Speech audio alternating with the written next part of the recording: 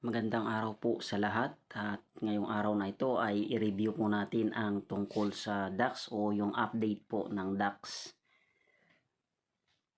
Pin po lang po natin yung ating apps.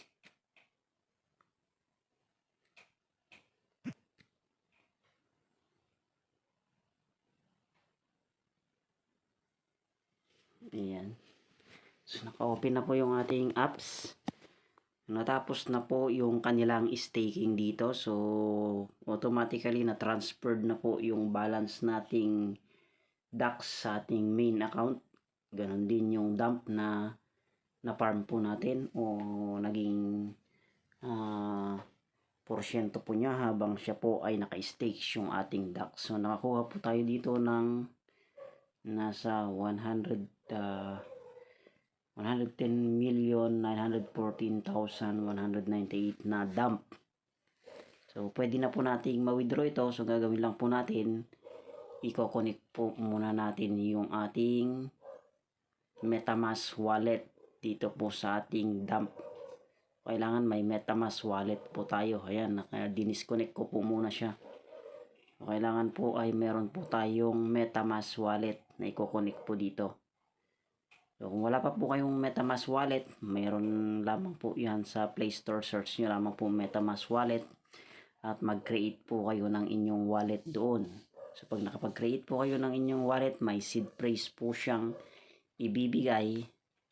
So ilista nyo po yung seed phrase na yon at itago po ninyo. Wag nyo pong i-share sa iba para hindi po makompromiso ang inyong account o ma-hack ang inyong account.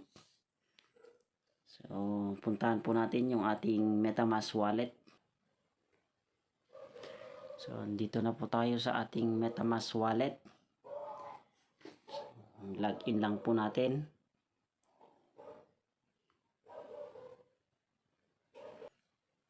So loading pa siya, hintayin natin magbukas.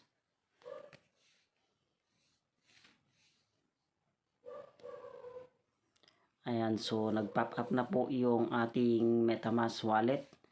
At makikita po ninyo, meron na pong nakalagay dito na Duckland Trump. Ito po yung dump.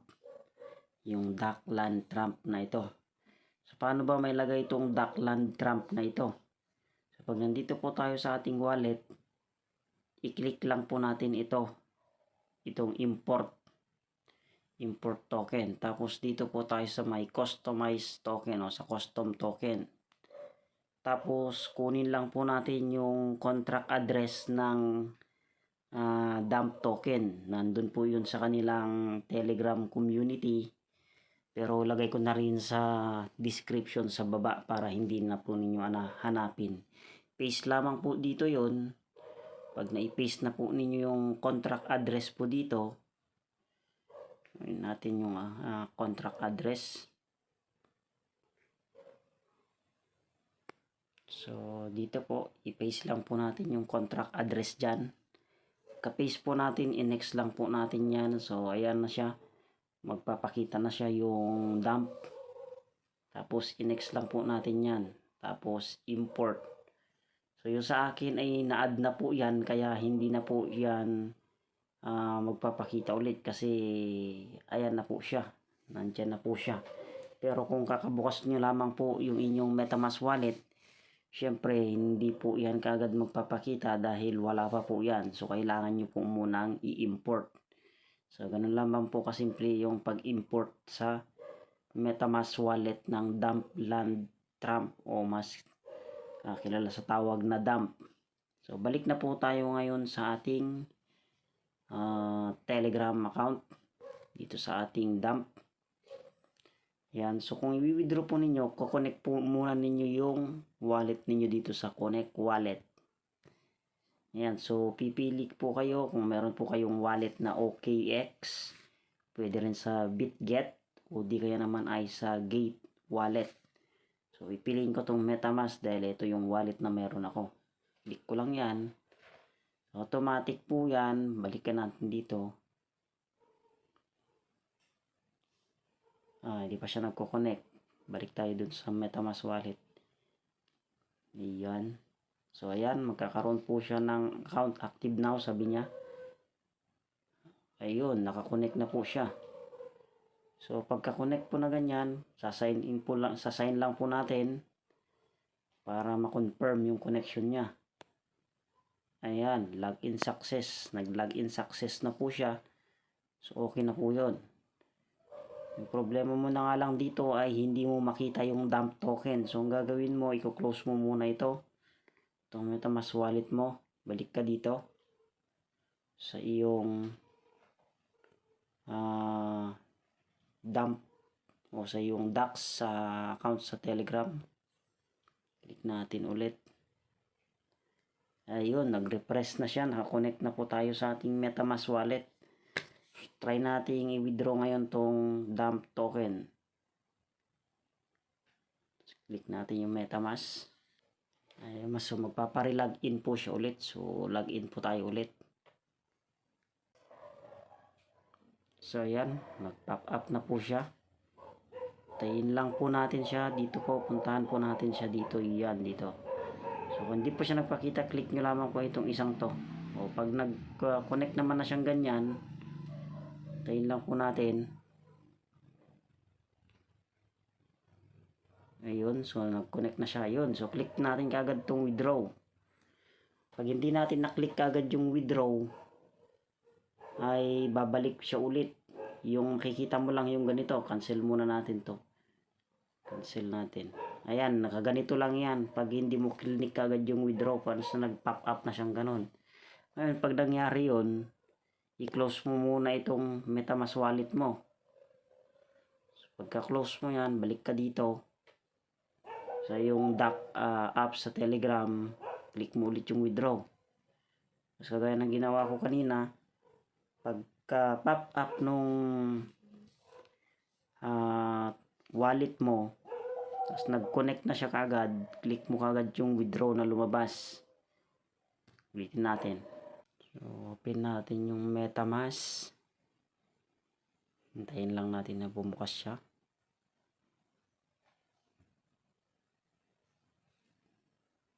So, hintayin na lang natin na mag-pop up siya. Yun. So, hintayin natin lalabas yung withdraw.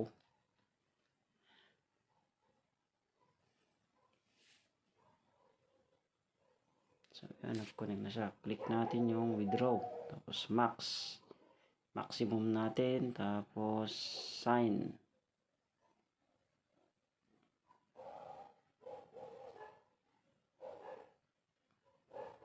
So, yan, success pa lang siya. Withdraw natin. Bilisan na lang natin yung pag-click kasi nag-go-con siya kaagad. Naglalaho siya kaagad. So, ito siya. Nagpakita na siya. So, pwede na natin itong ma-withdraw. Ang kaso lang ay abangan natin kung ilang gas fee ang kanyang hinihingi dito. So, may balance tayong Ethereum na kokonti. 0.00011 lang yung balance natin. Wala pang $1 iyan. Tingnan natin kung ano ang sasabihin niyang estimated gas o estimated changes. At saka estimated gas fee. Tayin lang natin yan. Papakita yan maya-maya lang. Matagal yata ang network. Kahina.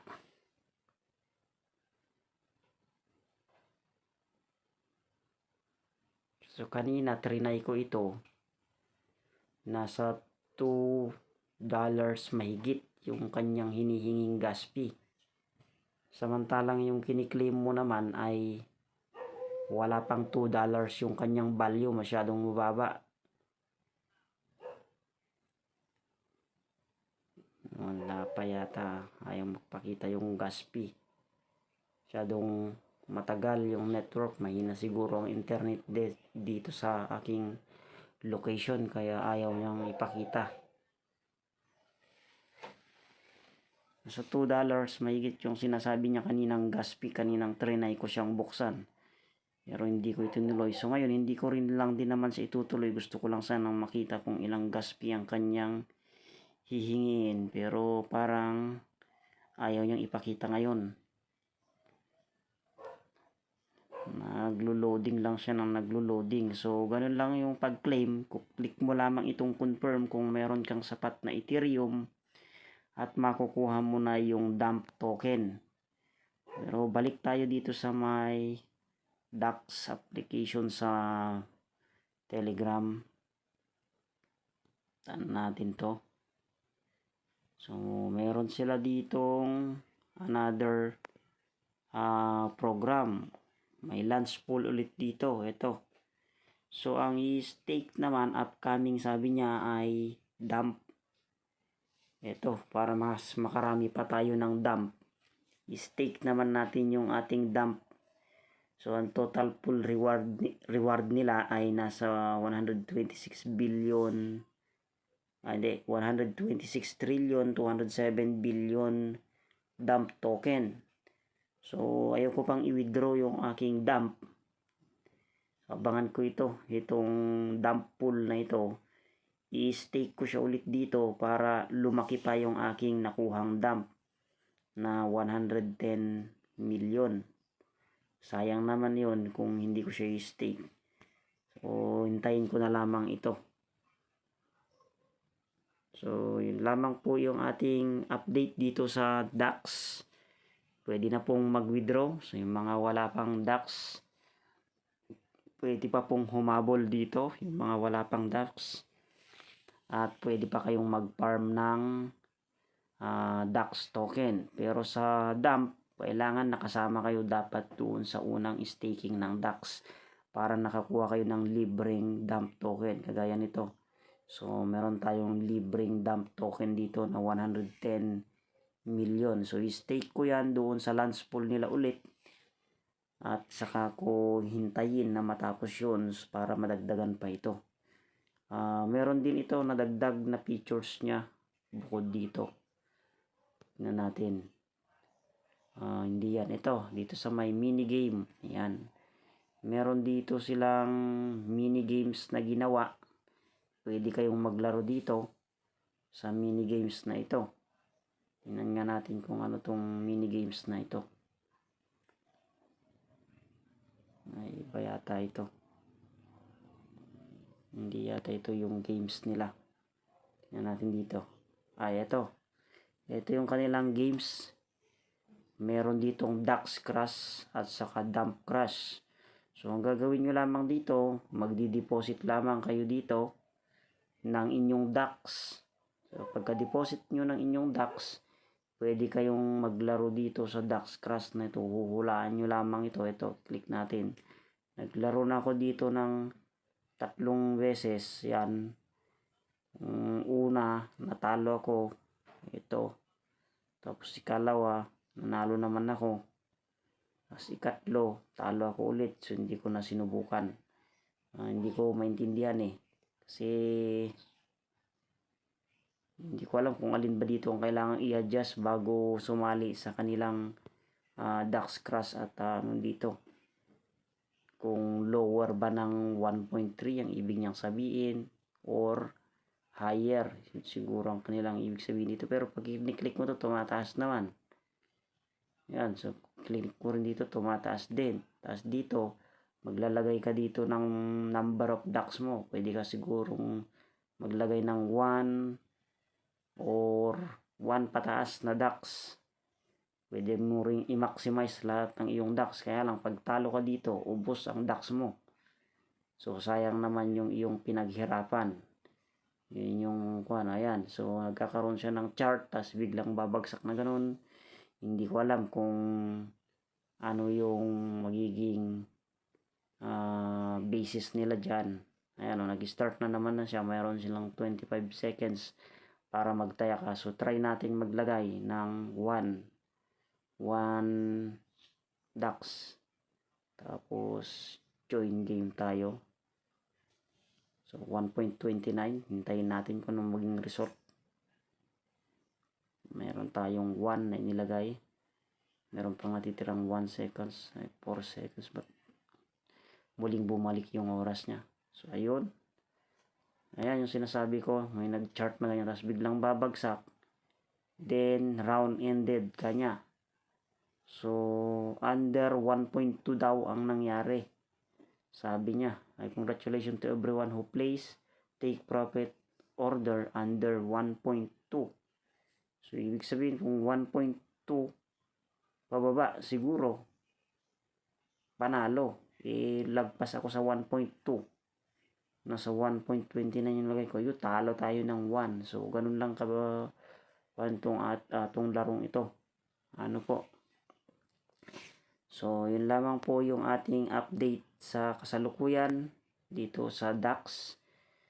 Kung gusto mong i-withdraw yung naipon mong dump, pwede naman at pwede rin siyang i-trade sa Uniswap. Pero kagaya ng sabi ko sa inyo, baka mas malaki pa yung gas fee na gagamitin ninyo kaysa sa mapagbibentahan ninyo ng dump dahil masyadong mura pa po yung dump. Pwede nyo makita yung presyo ng dump dito sa gilid niya. Ayan. Pwede natin siyang tignan dito kung gusto natin. Masyadong matagal yung aking internet. Ayaw magpakita kagad. Tingnan natin. Ayan, so ito yung presyo ng dump ngayon. Napakamura. 0.0090 bago 3. 9 zeros tapos 3969. So yan yung presyo ng dump. So kung bibili kayo kung i-withdraw nyo yung dump ninyo, tapos 2 to 3 dollars ang kanyang magiging gas fee doon sa kanyang pag-claim na Ethereum. So talong-talo pa kayo dito. So yun lamang po yung ating update ngayon dito sa DAX.